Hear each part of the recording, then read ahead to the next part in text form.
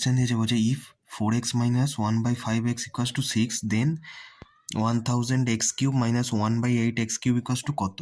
দেখো এটা যদি আমার 6 হয়, আমি এবার কি করব, উভয় দিকে 5/2 দিয়ে গুণ করব। তাহলে আমার এটা কাটাকুটি করলে আমার আসছে 10x minus 1/2x equals to 15। এবার আমি কি করব, উভয় দিকে কিউব করব।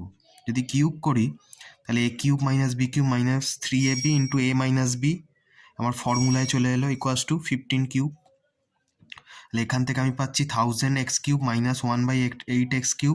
দেখো এক্স এক্স কেটে যাচ্ছে, তাহলে এখানে কত আসছে 15, এটাতে 15, আর এটার ভ্যালু অলরেডি দেখো দেওয়া আছে 15, তাহলে 15 225 হচ্ছে, মানে 15 স্কোয়ার। এখানে ওটা এইখানে মাইনাস হিসেবে আছে, তাহলে ওইদিকে গেলে প্লাস হয়ে যাবে, তাহলে 15³ প্লাস 15 স্কোয়ার হয়ে যাচ্ছে।